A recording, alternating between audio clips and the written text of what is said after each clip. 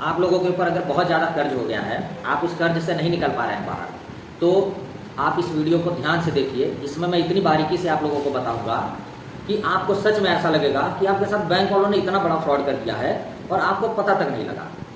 तो मैं आपको ये बता रहा हूँ कि अगर आपको बैंक ने लोन दिया है, आपका लोन 10 लाख का हो, 20 लाख का हो, या 30 लाख या 50 लाख करोड़ों का हो, वो कोई मैटर नहीं करता है।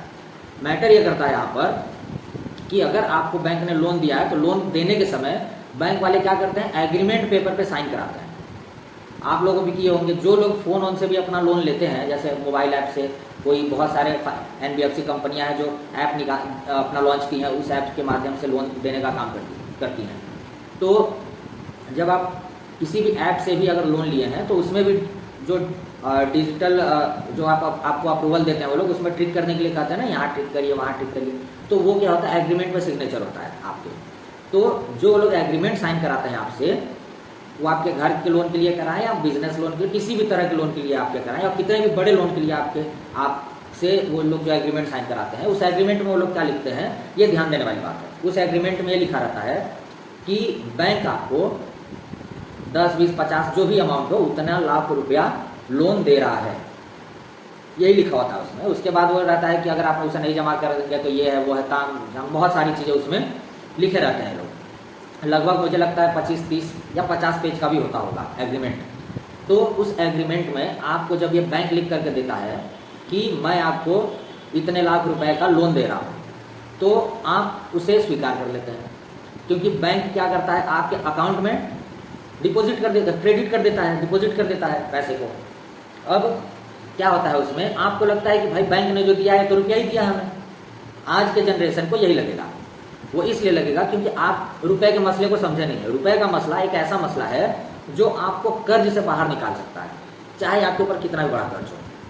तो मैं उस रुपए के मसले से बस एक पॉइंट आपको निकाल करके बता रहा हूँ, इतना ही काफ़ी आपको लोन से बाहर निकलने के लिए। बाकी तो ऐसे बहुत सारे पॉइंट्स हैं, उस पर मैं एक वीडियो बनाऊंगा, लेकिन आपके लिए फिलहाल मैं एक पॉइंट आपके सामने रख रहा हूँ जिससे कि आप कर्ज मुक्त हो सकते हैं। तो जब आपको आपके अकाउंट में डिपॉजिट करता है बैंक, तो आपको ये लगता है कि भाई यही रुपया है और उसे आप एक्सेप्ट कर लेते हैं।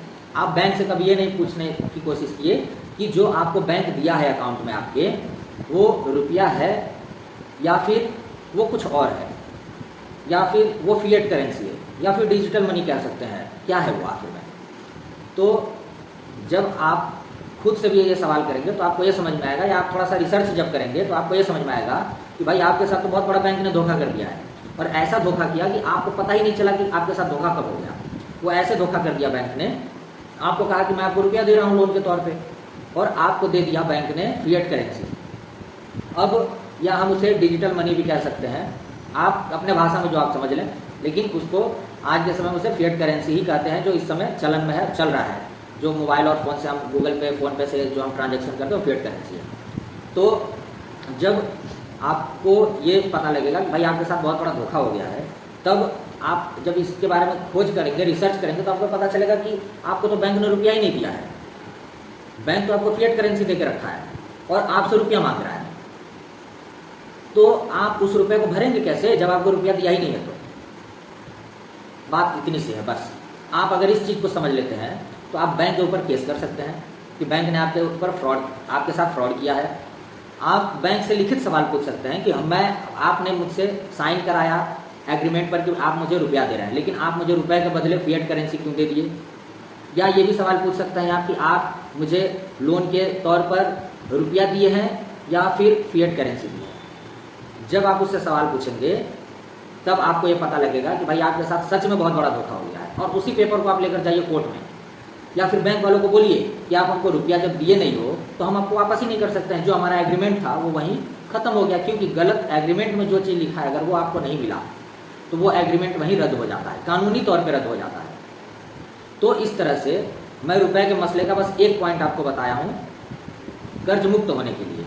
आपको और भी ऐसी जानकारी मैं दे सकता हूँ जिससे कि आप कर्ज मुक्त हो सकते हैं, बैंक को अपने लपेटे में ले सकते हैं। और बैंक आपको अगर डरा रहा है, धमका रहा है, आप बैंक से दूर भाग रहे हैं, तो ये बाजी भी पलट सकती है, फिर बैंक आपसे दूर भागने लगेगा। इसलिए रुपए के मसले को समझना बहुत जरूरी है। रुपये का जो प्रॉब्लम चल रहा है इस देश में, बहुत बड़े स्तर पे चल रहा है। इसी वजह से सारे देश के लोग कर्जदार हो गए हैं।